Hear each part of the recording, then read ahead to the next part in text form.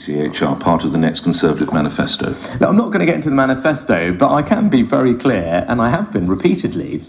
Like, I am determined to see this policy through because I think it's really important for the country, for the security of our borders, for fairness. Manifesto. No, but I'm not going to get into the manifesto right now. But hang on a sec. I've been very clear. I won't let a foreign court block our ability to put people on planes and send them to Rwanda. We are a reasonable people trying to do a reasonable thing. I've come at this very reasonably. We've worked hard. We've got the numbers down. We've done everything right. We've passed new laws through Parliament. We've addressed everyone's concerns.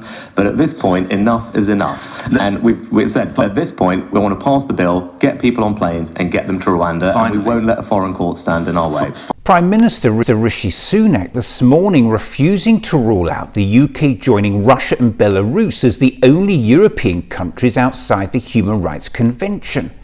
Just think about that. Where is the outrage? And why are the implications of the UK leaving the ECHR not pointed out to listeners?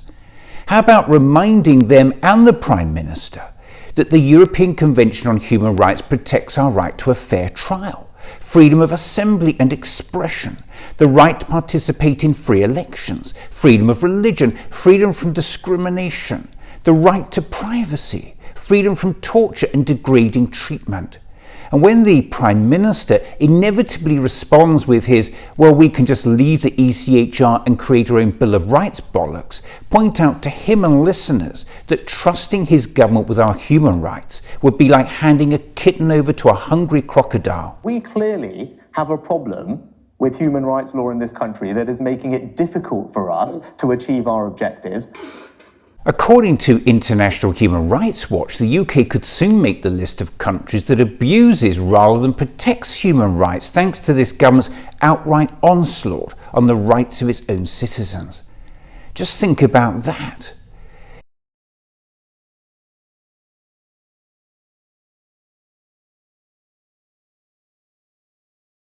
Workers of their right to strike, locked millions of people out of the electoral process, and stripped back our right to protest about it all. How about pointing all this out? As for this, I've been very clear. I won't let a foreign court block our ability to put people on planes and send them to Rwanda. The European Court of Human Rights is not a foreign court. It's an international court which we signed up to. Yet the Prime Minister was allowed to repeat this bollocks again unchallenged. And we won't let a foreign court stand in our way.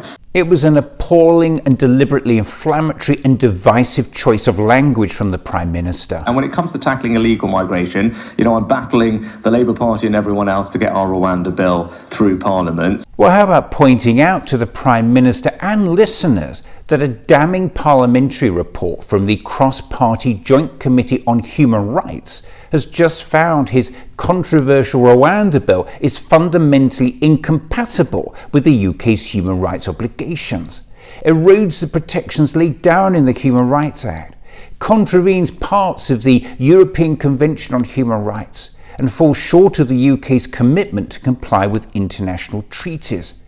And if all that's not bad enough, the report found the actions the Prime Minister is taking actually places the UK's hard-won reputation for the rule of law and human rights in jeopardy.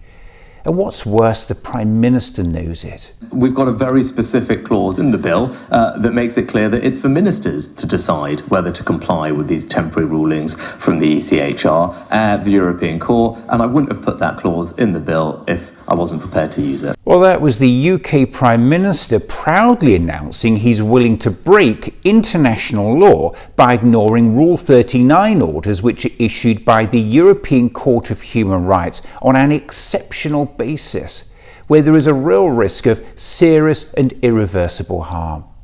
His government's own legal advice states that failing to comply with Section 39 orders would be a breach of international law. How about pointing all this out? Will you